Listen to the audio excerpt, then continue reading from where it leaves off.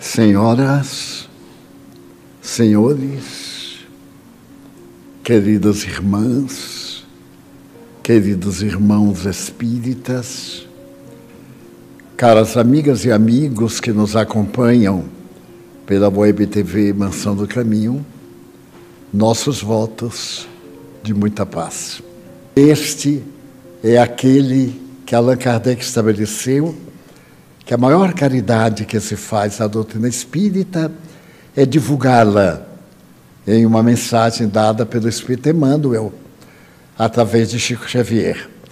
E como o apóstolo Paulo dizia que as virtudes fundamentais eram a fé, a esperança e a caridade, segundo Paulo, é a mais importante, porque ela abrange as outras duas. Para fazer a caridade é preciso ter esperança, é necessário ter fé, e é necessário ter um espírito de abnegação, porque são trabalhos discretos durante os dias que fazem com mais de 2.000 crianças em nossas escolas, recebem a alimentação, o café, a merenda, o almoço. As crianças da creche levam para casa um pequeno lanche, depois de ter lanchado às 16 horas, para sair às 17. Então, nós fornecemos, por dia, mais de 1.500 alimentos diariamente. Fora o atendimento aos idosos, aos tuberculosos, aos rancenianos, aos aidéticos, e há outros com problemas psiquiátricos e obsessivos. E também há as atividades de toda parte, porque a caridade não se circunscreve. Há somente uma forma de executar a fraternidade. O sorriso gentil, a palavra acolhedora, a oportunidade de dignificar a pessoa, são métodos de caridade que parte de cada um de nós em segredo, porque isso faz parte da nossa própria vida. E em 77 anos, nós temos podido levar adiante esse trabalho com o infinito espírito de abnegação. É surpreendente que uma instituição possa viver tanto tempo. Eu sou um dos fundadores. Dos fundadores, nós só temos 2. Uma das nossas irmãs, que está muito velhinha, mas é uma garota diante de mim. Ela está com 92 anos. Eu estou com 97. Então, na hora que Deus facilitar, desencarnamos. Mas quem ficar, nós vamos vigiar. Não vai acabar o nosso trabalho, não.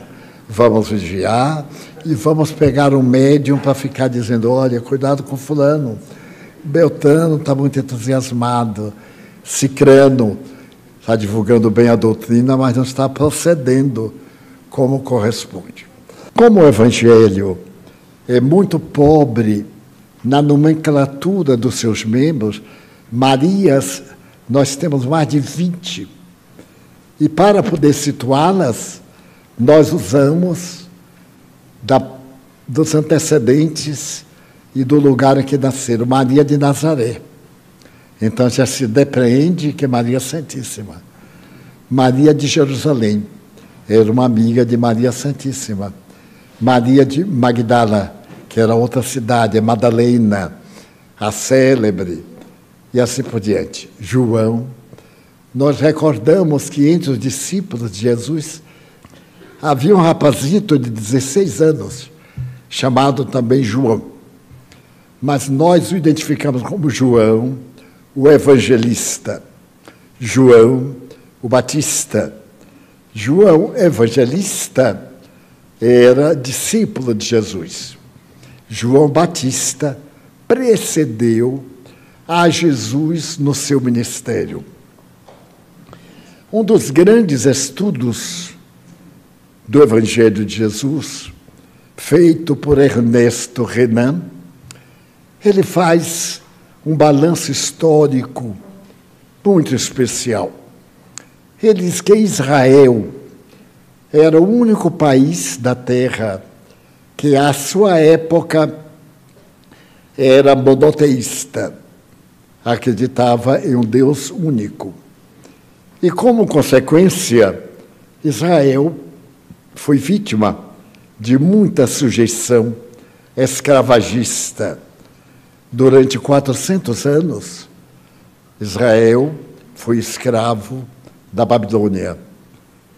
Posteriormente, depois de um período de grandes dificuldades para o Egito, Israel se tornou também escravo do Egito por 400 anos. Portanto, seriam 800 anos de escravatura em um oceano imenso de politeísmo. O israelita padeceu as injunções mais danosas para manter sua fidelidade ao Deus único, Yahvé, Jeová, e outras denominações que implicam na unidade de um soberano, que é o Criador e é o orientador do universo. Simultaneamente, o povo hebreu, em razão dessas injunções políticas e sociais, experimentava a linguagem sublime das profecias. É o povo que na história apresentou o maior número de profetas. Basta dizer que na Bíblia, o conjunto dos seus livros, Israel tem um livro dedicado somente aos profetas, que desde priscas eras, quando eram pequenos lugares de natureza agrícola, e foi unido em duas grandes organizações, a judaica e a samaritana. Então, eram 10 tribos e mais 2 tribos, que terminam formando esse povo que acredita em Deus. Para ser bem governado, porque eram povos que tinham suas próprias tradições. Israel estabeleceu durante a política de um dos seus reis, que não era judeu, ele pertencia a uma das tribos e foi levado ao poder no período do segundo triunvirato de Roma. E a partir daí, Israel foi dividida em 4 províncias. Cada província passou a ser dirigida por um dos filhos de Herodes, o Grande, que administrava todo o país. Herodes, que foi considerado um dos maiores assassinos da história, sabia que seus filhos eram também indignos e criminosos. E ele receava que, ao morrer, esses 4 filhos entrariam em luta pelas províncias que davam mais renda e se matariam, provocariam cisões, dificuldades. Então, o que fez ele? Na província do sul, onde está Jerusalém, por ser a capital e por ser uma das cidades mais antigas do mundo, ela está mais ou menos no 10º lugar. O primeiro lugar seria Jericó, que há aproximadamente 10 séculos já travou uma grande batalha. E a Bíblia fala que, através dos clarins tocados nas muralhas de Jericó, essas caíram e a cidade foi invadida pelos hebreus. Então, nós temos Jerusalém.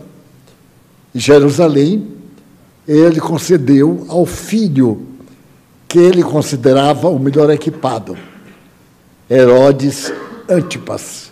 Era o mesmo nome dele, mas com o sobrenome Antipas. Herodes Antipas vivia em Roma. E quando Herodes o Grande, seu pai, morreu, ele veio para a Hebreia, ou Israel, para poder assumir o lugar. E ele teve que ficar num período em Jerusalém e, no outro período, na Galileia. Então, no Evangelho, nós vemos muitas vezes a vida de Jesus e Herodes. É o Herodes Antipas, não é aquele anterior. Aquele anterior morreu mais ou menos no ano 5 da nossa era, quando Jesus era menino e estava em Nazaré. E o seu filho Herodes Antipas veio de Roma e assumiu o lugar. Governou com grande indignidade. Imitou o pai, matou os descendentes, porque ele tinha medo que os descendentes o matassem para tomar-lhe o lugar. E apaixonou-se pela sua cunhada, Herodíades, que era casada com seu irmão e morava em Roma. Quando ele veio, ela, Herodíades, veio também com ele para a Galileia, acompanhados da filha dela, Salomé. Nessa época, uma jovem de 8 anos, mais ou menos, e que terá um papel fundamental na história de Israel. Então, a Judeia passou a ser uma província. A segunda província foi a Galileia. A Galileia está ao norte de Jerusalém. Portanto, na África, Ásia do Norte, perto da chamada região do Levante, onde anteriormente viveram a Assíria, a Babilônia, a Pérsia, que nesse tempo mudaram de nome. E alguns deles estão até hoje, como a Líbia, é o mesmo nome que tinha então. E outros países que formavam a parte norte de Israel. Agora, nesta semana, muito bombardeada pelo Hezbollah, que é a facção inimiga de Israel e que se encontra no Líbano. Então, ela ficou independente. A terceira facção é a Pérea, entre a região Galileia e a grande e culta cidade de Jerusalém. Nós temos o Galileu e temos o judeu.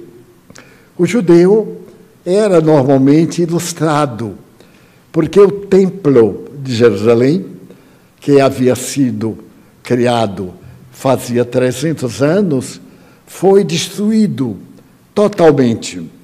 E mais tarde ele foi reconstruído. Mas numa das batalhas ainda intermuros entre eles, novamente o templo foi destruído. E Salomão, um dos reis, reergueu o templo na opulência que Jesus conheceu. O templo de Jerusalém era tão grande, não era um edifício, eram vários edifícios, numa área enorme sobre o monte, do qual resta somente o lado esquerdo, onde está o muro de sustentação de Jerusalém, esse muro das lamentações. Então, foi reconstruído por Salomão. E Herodes, o grande, desejando agradar os judeus, porque ele não era judeu e era muito mau, chegou a matar um filho, com medo que o filho se candidatasse ao lugar que ele tomava. Diz a história que ele tinha tanto pavor de perder o trono que em cada 50 quilômetros ele construiu um palácio do norte ao sul, com um subterrâneo de comunicação interpalácios por todas as terras de Israel. E veio a ter uma morte terrível, uma morte através da sífilis, com as doenças célebres da época, que eram invariavelmente de natureza sexual.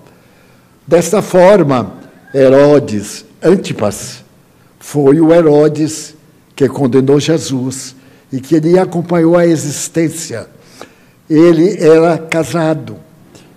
E então, era muito mal visto, porque ele se casou com a própria cunhada.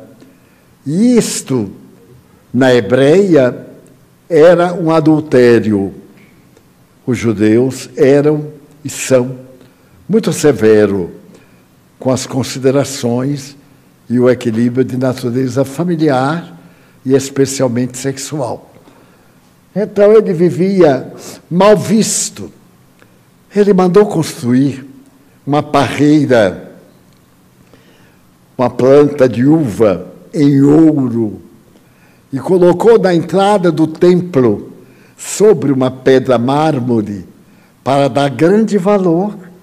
E com esses donativos que diariamente, cada ano, os hebreus recebiam do povo, o templo foi considerado o maior e melhor monumento da antiguidade, embora não esteja nas 7 maravilhas do mundo, que foram antecipadas ao surgimento de Jesus Cristo. A terceira província, dissemos que era a Pérea.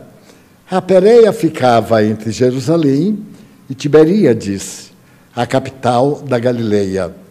Nós ouviremos falar muitas vezes o mar de Tiberíades, o mar da Galileia, o lago de Genezaré. Eram tudo a mesma porção de água que estava na parte sul do país, que durante vários séculos deixou de receber as profecias. E a quarta era uma tetrarquia de menor importância, onde Herodes mandou construir um grande palácio, e no qual se deu um dos crimes mais célebres da história de Israel. Então, aí é a paisagem geográfico-histórica do povo onde nasceu e viveu Jesus. Esse povo era belicoso. Por exemplo, as 3 províncias, a Pérea, a Traconítida, a Galileia, eram inimigas terrivelmente da Samaria. A Samaria era uma região entre a Galileia, a Pérea e Jerusalém. Para ir-se de Nazaré ou de Tiberíades a Jerusalém, se teria que atravessar a Samaria, ou havia uma alternativa. Atravessava a Samaria através do deserto da Judeia, pelo Mar Morto, na beira-mar, ou então através das montanhas da Judeia, até hoje. A grande estrada que divide Israel dos palestinos é feita nas mesmas bases daquela estrada que tem mais de 5.000 anos. Então, odiavam. Mas por que odiavam? Por uma razão de princípios. Quando estava a Babilônia no auge do esplendor, um outro país também cresceu de uma maneira brutal e submeteu a Babilônia. Eram países pequenos, vamos dizer, um estado da Bahia seria toda Israel. E aí cabia as 4 províncias. O estado da Bahia ainda é maior do que Israel. Então, numa dessas lutas, os descendentes de Nínive, a capital da cidade próxima dos babilônios, tentou invadir Jerusalém. Mas Jerusalém era uma cidade muito bem amuralhada, porque ela fica sobre os montes de Israel. Para poder chegar a Jerusalém, naquele então, era muito difícil, porque havia várias muralhas. E uma daquelas passava pela cidade de Lázaro, Maria e Marta, os 3 irmãos. Então, uma das muralhas passava ali. Quando Jesus vem para a última viagem a Jerusalém, ele repousa na casa de Lázaro, que ficava a 7 quilômetros de Jerusalém. Então ele sai no domingo pela manhã, muito cedo, com o povo, atravessa a primeira muralha e segue na direção de Jerusalém. E vai chegar lá mais ou menos entre 10 e 11 horas, sol lapino. E o povo de Jerusalém, quando vê aquela massa, e ouve falar que o Messias, que irá dar a Jerusalém todos os reinos da terra, e o Messias será este grande militar que cavalgará um cavalo branco e dará liberdade de pensamento judeu.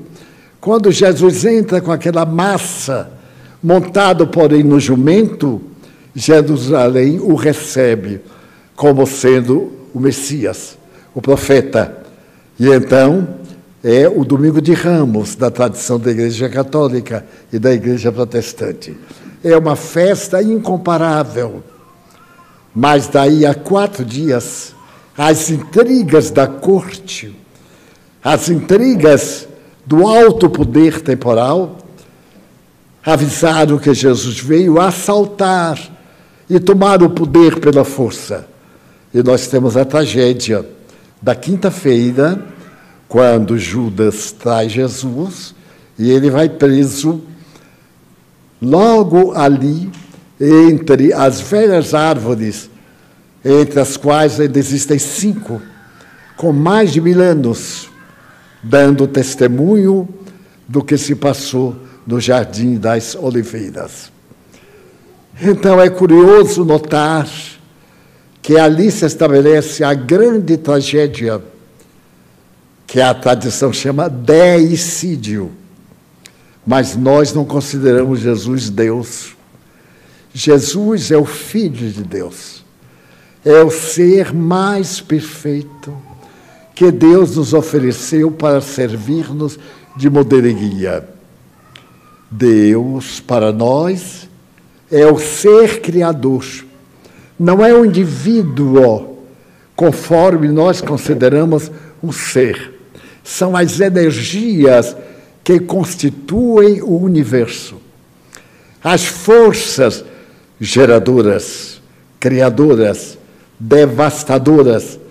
E são esse mudar de épocas, como está ocorrendo no momento, os fenômenos cósmicos, maremotos, terremotos, tsunamis, vulcões, e concomitantemente os terremotos morais, a degradação moral, as dificuldades do relacionamento, o crescimento tecnológico e a decadência dos valores éticos.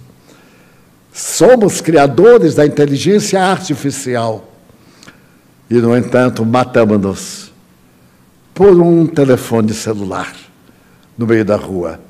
Matamos-nos por uma coisa de mínima importância, por um prato de comida do McDonald's, outro qualquer, porque a tecnologia deu-nos conhecimento, mas não nos deu sabedoria. A tecnologia tem servido para o grande progresso e para o crime nos seus estágios mais absurdos.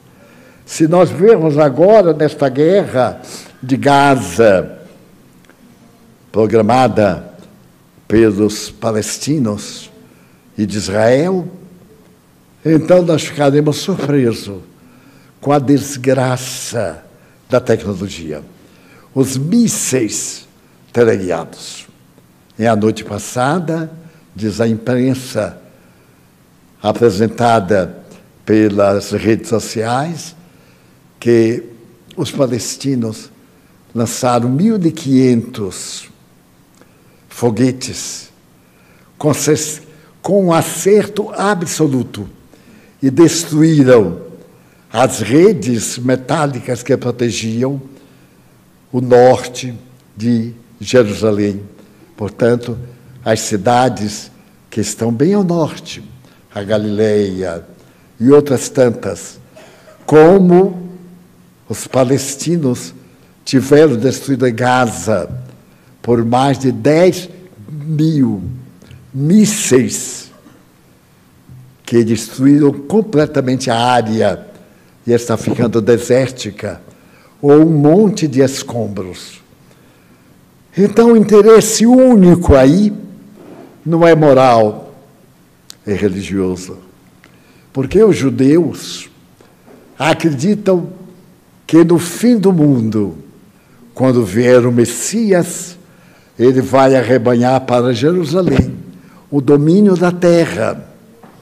Mas, por sua vez, os palestinos dizem que no seu livro sagrado está escrito que, enquanto houver um judeu vivo, nenhum palestino entra no reino dos céus. E por isso tem que destruir, acabar com a Gênese, matar todos os descendentes de Israel, porque eles são homens judeus e mulheres judias. Então, quando nós vemos agora falar que foram assassinadas mais de 15.000 crianças, nós ficamos arrepiados do horror. Porque a criança, para nós, é um ser. Para Israel, é um palestino.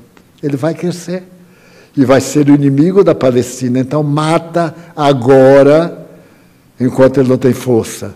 Por sua vez, os palestinos dizem que a criança israelita é um judeu.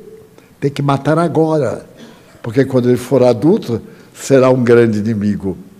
É uma situação, portanto, da qual não há, por enquanto, uma saída. Nesse horror todo que nós estamos vendo, o conhecimento tem sido uma arma de dois gumes. O átomo, que nos foi de tanta validade. A física quântica, que nos traz tantos benefícios. A miniaturização, para sairmos da Terra e chegarmos à Lua, chegarmos a Marte, devemos a essa ciência da nanografia, das coisas mais miúdas. Eu me recordo do primeiro telefone celular. Eu tenho um amigo português, que é um homem muito rico. Eu estava fazendo uma temporada lá em Portugal, e então ele tinha várias caixas, e de repente ele pegou um telefone e ligou. Eu fiquei surpreso, porque o nosso telefone era aquela coisa presa na parede ou ali, e que uma telefonista atendia para ligar para o número que nós queríamos. Ele tirou e falou direto. Eu disse, nossa, o que é isso, Vitor? Ele disse, um telefone. Portugal, eles falam um pouquinho diferente de nós. É um teleguiado, pesava 28 quilos, o telefone celular. Então, ninguém podia amarrar na barriga, deixava o celular ali. Foi evoluindo, até um dia que eu estava na Suécia, e um jovem ia me levar a uma cidade para a palestra, e a técnica estava muito avançada. Então, no carro, ele tinha aquela televisãozinha, a gente via o fundo, via tudo que se passava. O carro dizia que no quilômetro tal havia um acidente, que ele então pegasse a via número tal. Eu achei aquilo uma coisa, digo, não é possível. E a cidade que nós íamos era fora da Suécia. E, em determinado momento, a voz de uma jovem diz, estamos saindo das terras abençoadas por Deus e da velha e veneranda capital Estocolmo. Eu digo, estamos saindo de Estocolmo? Estamos. Eu digo, mas como é que ele sabe?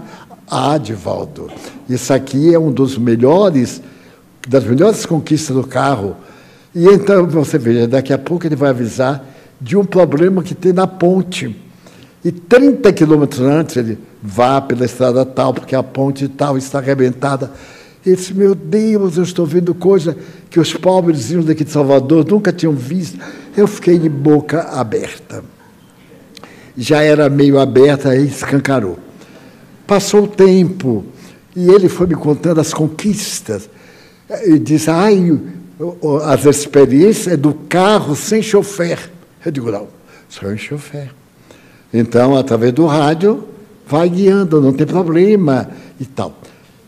Mas essa tecnologia maravilhosa, quantas desgraças tem oferecido? Imagine no aborto. O aborto moderno tem técnicas as mais variadas.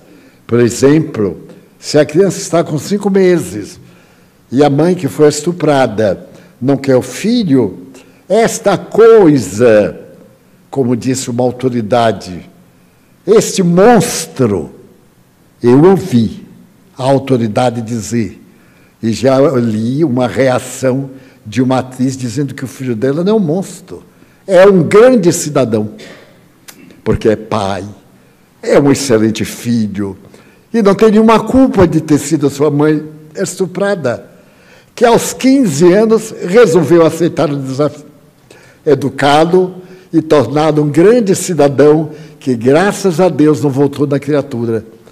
Eu achei até interessante, né? Porque seria um paradoxo, um monstro votar noutra pessoa ou qualquer coisa. Muito bem. Então, a técnica, por exemplo, no estupro e no aborto, se a criança sair viva, é um problema, porque aí tem que matar. E o homicídio, o infanticídio, é crime. Como é que faz? Mata antes do aborto. Injeta uma substância, mata o feto, que está vivo, e depois faz o aborto. Se por acaso tiver algum problema no ato de eliminar o aborto, faz então uma das técnicas mais cruéis, que é introduzir objetos para despedaçar o feto. E a mãe ouve os ossos do filho sendo quebrados para poder serem expostos ao mundo exterior. Porque não é nada. E eu li que se nós chegarmos na Amazônia e pegarmos uma catleia, uma orquídea, e tirarmos, é um crime inafiançável, porque a catleia é uma das orquídeas mais raras. Se nós chegarmos e pegarmos o peixe X do Amazonas, ou se quebrarmos o ninho de um beija-flor, podemos ser condenados a uma prisão de longa data, porque não se pode fazer isso com a vida. Mas matar uma criança não é nada. Não é nada. Não é nada. É só deixar sair e vai ver o que é. E então, com uma grande sabedoria, ele colocou esta ironia. Peço a Deus para que desperte a inteligência do Supremo Tribunal e diga que a criança que chora, que lamenta, que já se alimenta, é gente, é vida. Porque ele apresenta o ar, Marte, Júpiter, Vênus, está cheio de micro-organismos, vida. Agora, uma criança não é nada, é um monstro. Então, a gente fica sem nenhuma alternativa filosófica ou psicológica. Então, a mulher que foi estuprada ou não, até os 4 a 5 meses, carrega no ventre monstro. Se ela está casada, não, não é monstro. Se ela tem uma companhia permanente, não, não é monstro. Mas se ela foi estuprada por um monstro, aí a criança é que é o monstro, e não o monstro que gerou o aborto. Precisa ter a mente muito larga para entender que esses abortistas é que são os monstros, porque estão matando. Qual é o outro nome que dá? O aborto.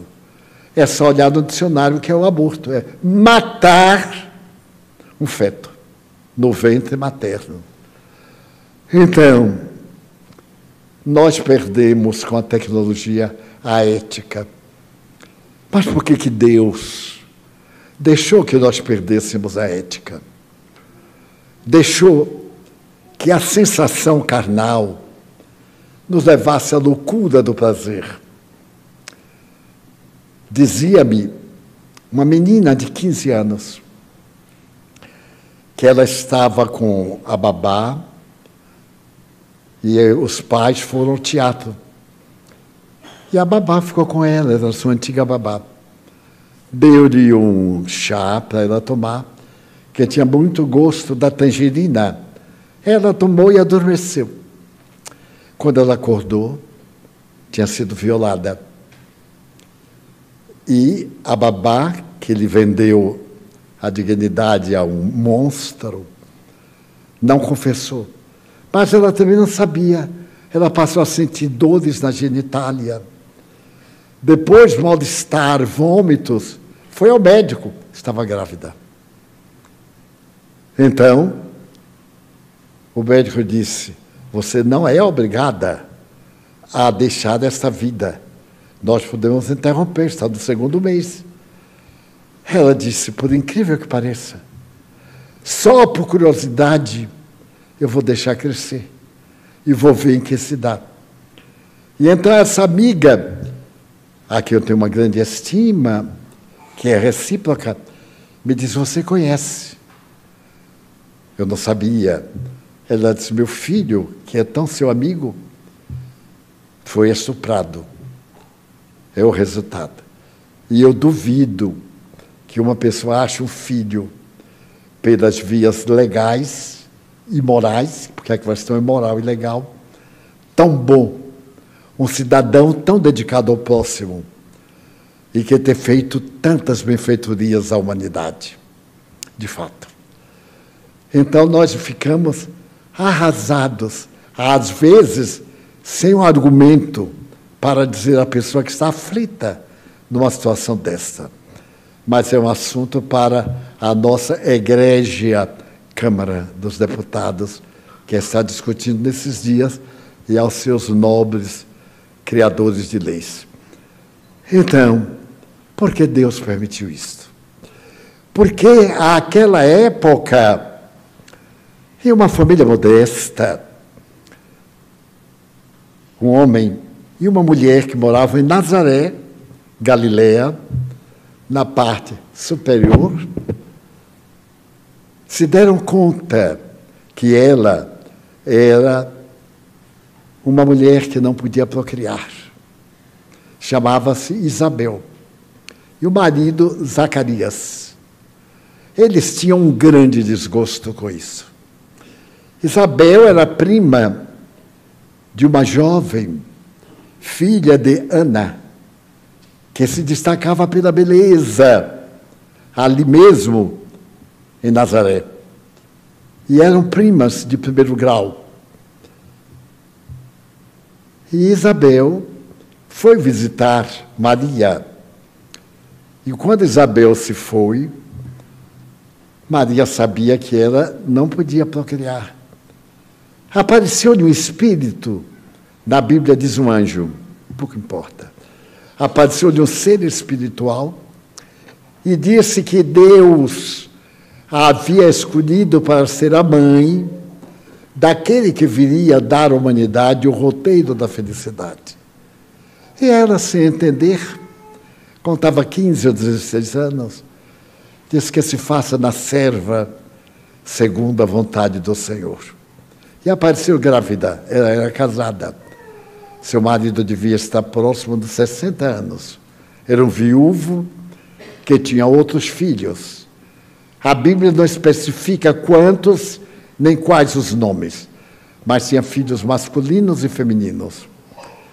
E então, esse José havia sido um profeta que, numa dissidência em Jerusalém, abandonou tudo e foi para a Galileia, onde, ao lado de outros, passou a manter a doutrina do Deus eterno com um grande rigor.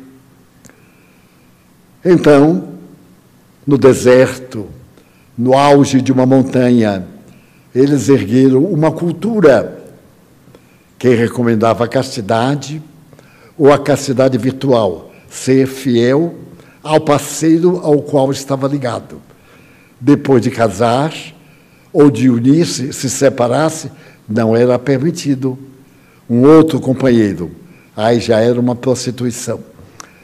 E então, lá, nesse local, eles criaram uma doutrina de respeito a Deus, a que deram o nome de essênios. Os essênios eram judeus que abandonaram a tradição e que seguiram uma doutrina mais séria. João, esse filho de Isabel, quando atingiu os 25 anos, saiu, como era natural, em busca de profetas. E ele deu-se conta que o era também. Porque seu pai, Zacarias, cujo nome tem uma significação muito curiosa, havia saído de Jerusalém e tinha vindo para a Galileia por discussão religiosa. Então era um profeta. E ele herdou o dom da profecia. Então ele dizia que Israel seria visitada pelo seu rei. Esse Messias iria dar ao povo a felicidade e a plenitude. E em pleno deserto, alimentando-se de maneira muito escassa, com alguns insetos, algum alimento silvestre e mel, vestido numa túnica que era uma pele de animal, atada à cintura por uma corda. Este homem tinha uma inspiração estranha. Ele falava às criaturas do deserto e aos povoados a respeito de um Deus de amor, que a verdadeira felicidade estava no amor, no respeito aos mais velhos, aos doentes. A Essênia era um povo antigo, antes do israelita, que pregava o Deus único, ao mesmo tempo a pureza de coração. E para ser o essênio, deveria lavar as suas imperfeições e tornar-se um homem novo. No Evangelho, a frase é a seguinte: matar o homem velho e tornar-se um homem novo. Mudar de nome e batizar-se. Chegava ao rio, era banhado, dava-se-lhe novo nome e ele se confessava: fui eu quem o traiu, fui eu quem cometeu tal crime, fui eu, e arrependia-se.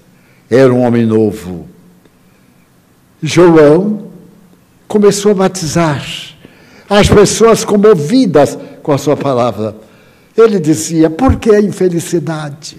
Por que a fome? Aproximadamente 100.000 miseráveis viviam em Jerusalém. Em Roma, mais de 200.000. A fome sempre foi um grande fantasma.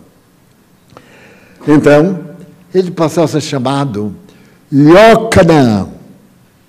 Iocanã, João, o Batista, porque ele batizava. Seu nome se tornou espontâneo. E pescadores da Galileia, que andavam procurando o Messias, foram até a região e ouviram.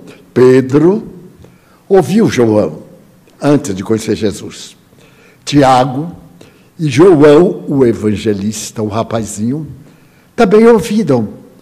E certo dia, quando eles estavam na praia de Cafarnaum, a cidade mais importante da Galileia, a Galileia é a região e as cidades estão dentro da Galileia. Então, um homem estranho disse a Pedro: deixa as barcas e vem comigo pescar almas para o reino de Deus. Pedro teve um choque, porque era a mesma linguagem de João. E ele seguiu Jesus. e foi perguntar a João qual era o seu papel nessa história. João disse: ele é tão grande que eu não sou digno de amarrar os cordões dos seus sapatos. Quando ele vier, eu sou apenas uma voz que clama no deserto e que tenta restaurar o período de felicidade. João já havia encontrado Jesus. Ele estava na Bataneia, uma região cortada pelo rio, quando de repente ele olhou para as encostas do córrego e viu um grupo que descia. Era um grupo de pessoas modestas, vestidas à pobreza, e à frente vinha um homem como uma luz. Uma voz, diz a Bíblia, explodiu no espaço dizendo: este é o Filho bem-amado, sobre quem eu coloco todas as minhas beneficências. Ouviu, todos ficaram aterrados com essa voz estranha. E então Jesus chegou a João e disse: vim para que me batizes. João reconheceu quem era. Disse: mas como? Eu sou quem te deve batizar. Notem bem o diálogo, eu tenho de memória. Ele disse: não, vamos seguir as Escrituras. E está escrito que o Filho de Deus será batizado nas águas do Jordão, antes de iniciar o seu ministério. Era, portanto, ele sendo batizado por João. João batizava, Jesus nunca batizou. Porque tirar pecado, se tira o pecado não com o batismo, mas com a reparação do mal. Se eu calunio uma pessoa e me arrependo, é muito bonitinho, mas não mudou nada. Eu tenho que me reabilitar diante daquele que foi minha vítima. Se eu assassino alguém, me arrependo, choro, não mudou nada. Eu sou um homicida. Eu terei que me reabilitar pelo sofrimento, porque o sofrimento nós é que geramos. A divindade é uma lei. Enquanto obedecemos, esta lei nos dirige. À medida que erramos, a lei nos pune. Eu tenho a obrigação de me alimentar. Mas se eu exagerar agora na canjica e no licor de jenipapo, eu vou ter uma bruta indigestão. Hoje não, depois de amanhã. Porque amanhã que é o dia. Eu estou até casualmente de xadrez. Eu não sei se foi meu inconsciente dizendo que eu mereço xadrez. E aí eu vesti o xadrez, que seria o vestuário no Brasil, comemorando São João, mas nos Estados Unidos é o texano. O homem mais feliz do mundo é o texano. Ele tem tudo, tem terras, tem gado, tem petróleo, tem tudo, e tem um sol miserável que acaba com todo mundo. Porque nunca tem tudo 100%, sempre falta um pouquinho. Pois bem, João batiza-o e ele sai a pregar. É Jesus de Nazaré. Então, quando perguntam a João quem era aquele homem, ele disse: eu penso, o cuidado, que é o nosso Messias. E mandou 2 discípulos irem perguntar a Jesus se ele era o Messias. Os discípulos foram. Mas nesse ínterim, João estava preso na Pérea, na prisão e no palácio de Herodes. Porque João era muito atrevido. Ele não temia dizer a verdade. E em Jerusalém, ele ia para o defronte do palácio e chamava o governador de adúltero, por causa da sua vida com a própria cunhada. E dizia que a espada divina ia decepar-lhe a cabeça. Herodíades tinha muito medo dele. E através de sua filha Salomé, no dia do aniversário de Herodes, a mãe pediu-lhe para que dançasse a peça chamada Sete Véus. A mulher ia vestida e ia despindo-se, como se usa hoje nas reuniões particulares dos poderosos da terra. Ia despindo-se, peça a peça, até a nudez absoluta. E ela era jovem, 15 anos, muito bela. E ali estavam os reis da região, os convidados. E Herodes estava meio embriagado. Ele tinha uma caída pela garota, a filha da sua mulher. Então, naquele momento em que ela termina o baile, os tambores surdos, as flautas, os flautins, etc., ela cai e ele se levanta ébrio e diz para ela assim: pede o que quiseres. Pede metade do meu reino que eu te dou. Era uma menina. A sua aspiração era ter dinheiro, ter um grande amor. A mãe chamou-a e disse: pede-lhe a cabeça de João e eu te mandarei para Roma. Te darei uma fortuna, mas João me paga. Decepa-lhe a cabeça. E a menina voltou, seduzida pela mãe, e sem ter ideia, disse diante de todos: eu quero a cabeça de João. Ele teve uma repugnância, é natural.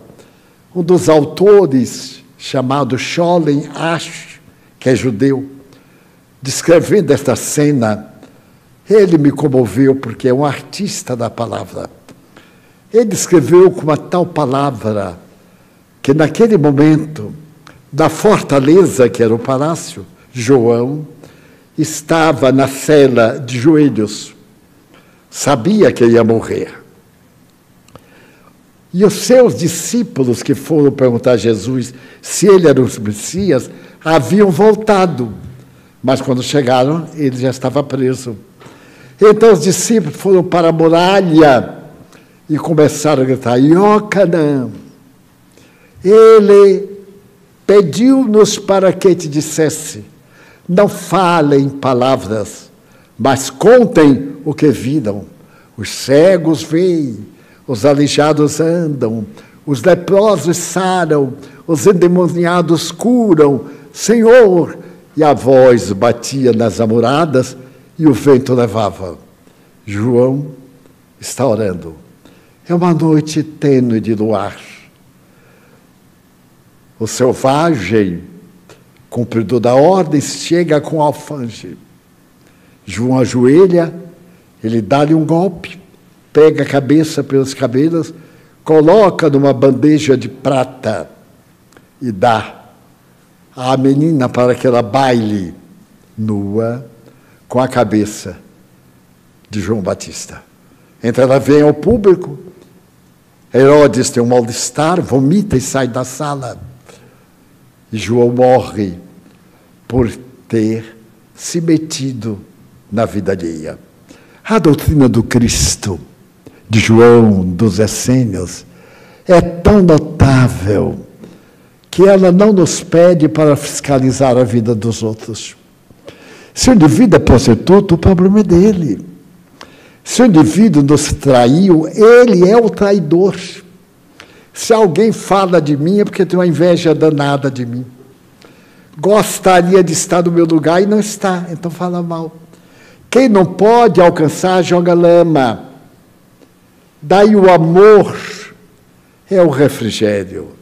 Ele expunha a ferida de Herodes, mas isso não era com ele, é com Deus. Só temos alguém a prestar contas, Deus, e por extensão, as autoridades que nos governam para mantermos o respeito e nos ajudarmos uns aos outros. Um dia, conversando com Chico Xavier, ele disse: mas Chico, eu fico preocupado, porque a vida dele, a missão dele foi retamente cumprida, e ele teve esse karma. E o Chico me disse: pois é, Divaldo, quem mandou ele se meter na vida de Herodes? Se o presidente era o devasso, era um caso. Eu não tenho esse alcance, mas eu digo assim, ele vai morrer, e vai ver, porque eu conheci aqui na terra um psiquiatra, que quando eu era jovem, ele zombava muito de mim, me perseguia, fazia até artigos do Jornal da Bahia, o antigo jornal, de que eu era feiticeiro, não sei o quê. Ele nunca veio ver, mas disse que eu era. As pessoas sabem o que não acontece. Eu não dava importância, não, porque eu sabia que, no fundo, era despeito. Eu tinha mais cliente do que ele, porque o meu era grátis e o dele era pago. Então, bom, nesse ínterim, eu fui excomungado pela igreja e eu era funcionário de um instituto.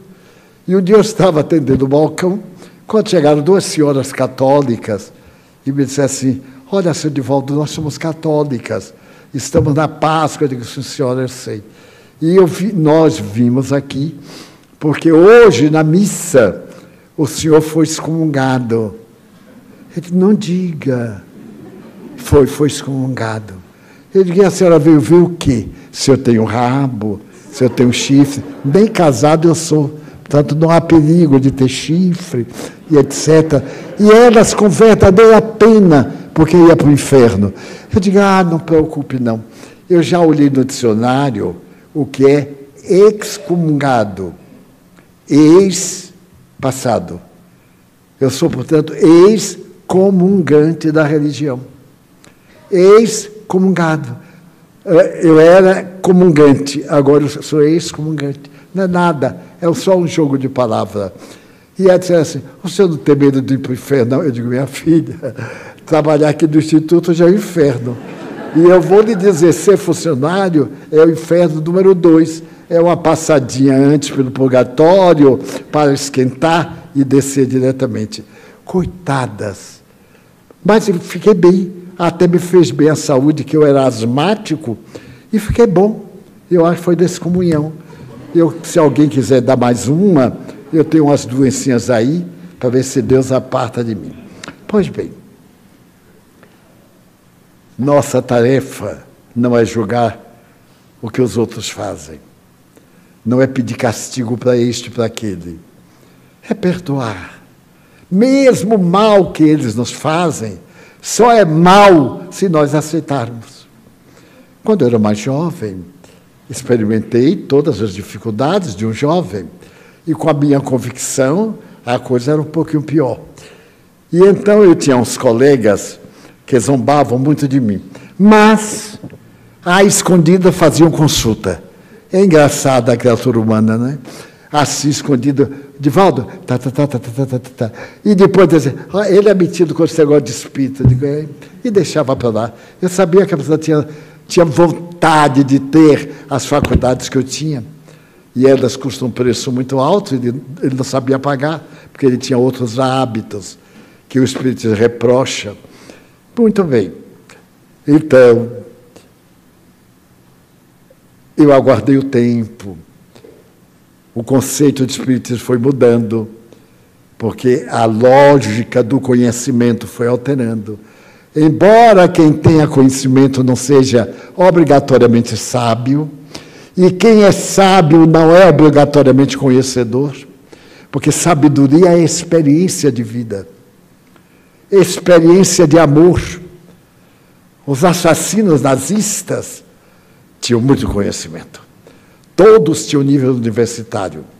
Era a mais bela flor da sociedade nazista. E, no entanto, foram os piores criminosos da história da humanidade. Daí, o que a religião nos manda ser sábios. Fulano foi mal comigo, mas será que ele me conhece?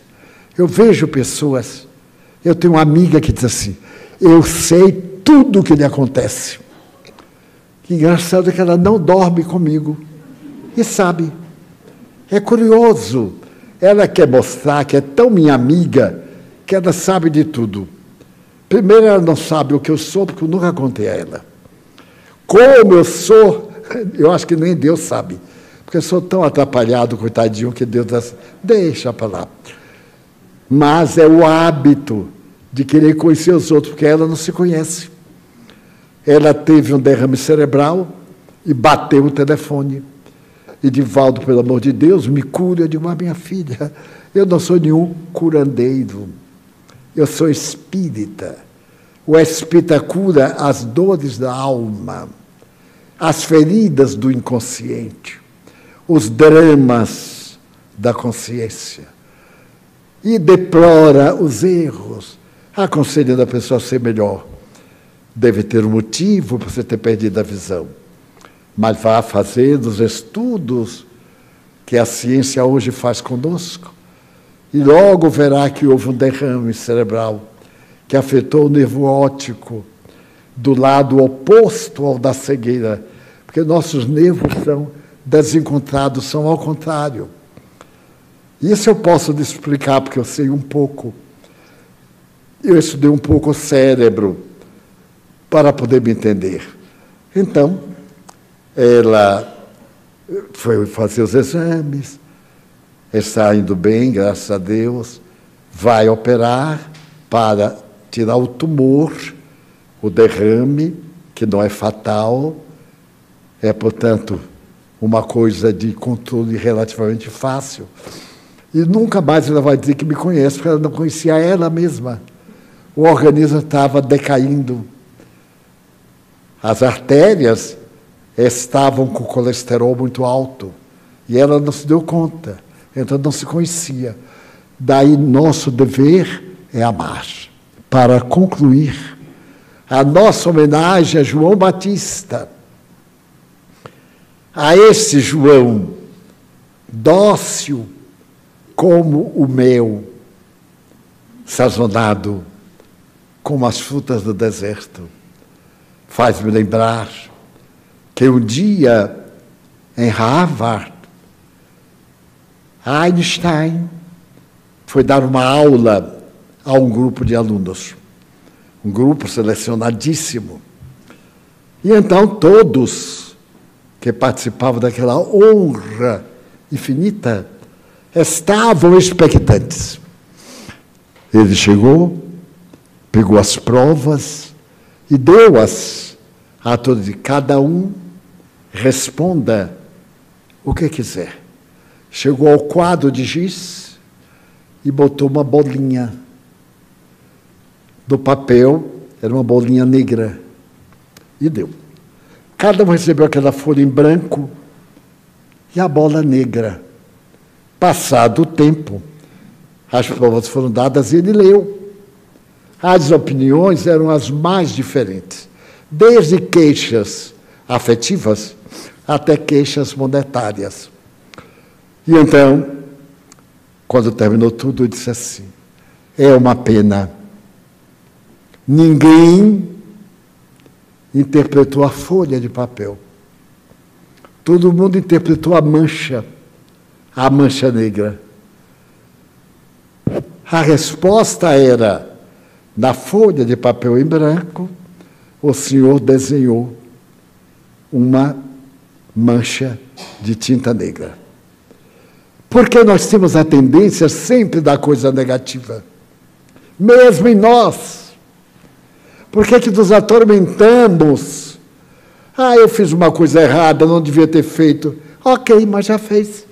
Não faz mais nunca. Ninguém se pode jactar de não ter um erro. O erro faz parte da aprendizagem. Da metodologia pedagógica, tudo que nós aprendemos vem de um erro. Quando a gente começou a andar, quantas quedas, quantas posições de 4. Quando começamos a falar, eu tive muitos filhos, 600 e tantos, e eu tinha um filho que trocava as letras. Eu era meio irresponsável e achava aquilo lindo. Eu dizia: como é, meu filho, que diz? Ele então dizia penicilina, ele não conseguia dizer penicilina, dizia penilicina. Ao contrário: tio, a penilicina serve para quê? Eu digo: para nada. Mas como? Eu digo: agora a penicilina serve para isso, para aquilo. Eu achava maravilhoso. Roger é um excelente médico. A vida é curiosa. E nem me pergunta nada, porque senão ele vai me emendar. Eu fico calado diante da sabedoria dele. Daí todos nós nos equivocamos. A sabedoria é ter o conhecimento e agir de uma maneira favorável ao bem-estar. Então, eu sou um sábio. Se alguém vem e me diz assim, olha, Divaldo, estão dizendo aí isso e aquilo, eu disse, muito obrigado. Você agradece, o que é que você quer que eu faça? Eu não conheço o que é. Vai ver que a pessoa tem razão. O que é que você quer que eu faça? Muito obrigado. Eu vou tentar ver se tem razão. Se tiver, eu corrijo. Se não tiver, eu fico contente. Porque ruim seria se dissesse, Divaldo faz isto e eu faço. Aí é que é ruim. Porque eu dava apoio, mas eu não faço. Tenha certeza que isto eu não faço. Há muito tempo não faço. Então, João Batista, o herói que veio anunciar Jesus, teve uma morte infamante, porque no mundo só tereis tentações, mas pensai em mim, eu venci o mundo, disse Jesus. Quando tivermos uma dificuldade, lembremos-nos que a nossa vida, por mais larga que seja, vai chegar ao fim. E aquele psiquiatra que me perseguia muito, a quem me referi, um dia lá na instituição que eu trabalhava, ele me criou uma situação embaraçosa e eu tive que falar com ele, como se diz em linguagem popular, falar grosso. Eu levantei e disse assim, o senhor me respeite, porque senão eu lhe mando sair, porque aqui nessa repartição eu sou o chefe e o senhor não é nada. O seu diploma não serviu nem para ele dar educação. Por favor, vai embora. Ele abaixou a cabeça e foi embora. E eu digo, nossa, eu não sabia que eu tinha tanta coragem. Mas não seja coragem ou covardia. Eu sei que eu falei. Bom, ele desencarnou, como é natural, né? Eu era mais moço, agora eu estou velhote. Ele desencarnou e um dia eu estava atendendo um paciente psiquiátrico e dizia, tudo é prova de uma interferência de um sujeito desencarnado, usando a linguagem da psiquiatria. Ele aí me apareceu. Eu tomei até um susto. Eu disse assim, doutor fulano. Ele disse, olha, seu diagnóstico está certo, porque aqui eu já vi, meu filho, que a gente não morre nada. Estou curtindo uma danada dos meus pacientes. E alguns obsessores estão atrás de mim. Você quer ajuda? Eu digo, do senhor, não, muito obrigado. Seja muito feliz, me deixe em paz. Eu tenho que me ajude. Então, nesses dias tão tumultuados, pensemos em Jesus. E amanhã, que é o dia do licor de genipapo, meu pai detestava a bebida alcoólica. Mas quando chegava a São João, eu morava no interior, havia pessoas que preparavam o genipapo, o licor disso, daquilo, e então ele comprava uma garrafa de genipapo. Quer dizer, a garrafa tinha um genipapo para 1 litro de cachaça. Era uma dose pequena assim. Ou era um genipapo para 2 litros de cachaça.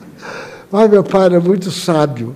Ele chegava em casa e dizia à minha mãe, Ana, vá pegar o genipapo que nós temos guardado lá. Eram uns 10.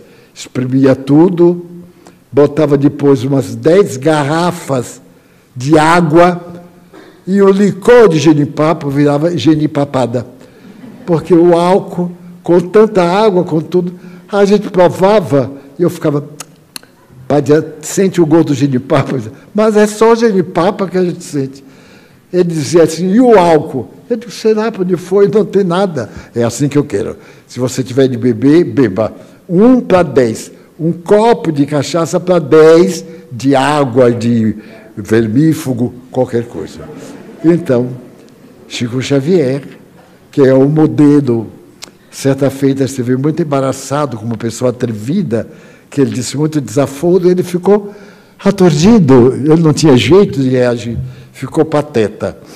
E então Emmanuel apareceu, o guia, e ele disse assim, o que é que eu digo? Emmanuel disse, peça licença, vá ali e tome um pouco de água da paz. Ele disse, água da paz, sim. Bote água na boca até ela esquentar. Quando ela esquentar, jogue fora e bote uma nova. Só responda quando você botar a água e ela ficar fria. Não vai ficar nunca, diz. Então não responda nunca. É a água da paz. Que Deus nos permita, nesses dias de folguedo e de paz, que nós encontremos a beleza da vida, a harmonia de viver. E como disse Einstein, há tanta beleza no pontinho negro, em volta aquela paisagem branca enorme, que nós podemos colocar uma noite de luar, uma paisagem na praia, o frescor de uma rosa, qualquer coisa linda, e nem notar a mancha que é o nosso erro. Vamos orar. Senhor nosso, pedimos-te agora pelas nossas necessidades espirituais. Suplicamos-te que nos ajudes a encontrarmos a serenidade que deve corresponder à nossa vida saudável. Abençoa os médiuns, os companheiros que se dispõem a servir e dão as suas energias para o nosso bem-estar. Abençoa-nos a nós, aos nossos familiares, nossos amigos, a todos aqueles a quem amamos, mas também àqueles que não gostam de nós, aqueles que naturalmente nos antipatizam e nos perseguem. Nós te pedimos pela nossa Ana Spranger, pela Marta, e por quantos corações que nos pede o apoio da prece, que nos rogam o socorro da intercessão, pelos suicidas, que não tiveram a paciência de enfrentar as tribulações da existência, pela nossa casa, nosso ninho de orações, pelos nossos frequentadores, pelos nossos diretores e amigos. Ó Senhor, tem compaixão de nós. Nós te pedimos, em favor da água que te apresentamos, para que ela sirva de veículo para a saúde e a paz. Também te pedimos pela nossa paz pessoal, a paz da nossa família, pela paz no Brasil, pela paz no mundo. Ajuda-nos a ter uma semana de harmonia e tranquilidade nos desafios que estamos enfrentando. Em teu nome, Pai de misericórdia, em nome de Maria, de Jesus e dos Espíritos guias, nós encerramos a reunião de hoje, suplicando misericórdia para todos nós. Está encerrada a nossa reunião. A função da ciência é provar fatos. A da religião, vincular a Deus. A ciência exige que os fatos se repitam tantas vezes quantas o interesse do pesquisador. O religioso, o conhecimento da sua transformação moral para melhor. Veio Jesus e pregou exatamente essa integração entre as descobertas do futuro e a vinculação ético-moral com a sua doutrina de amor.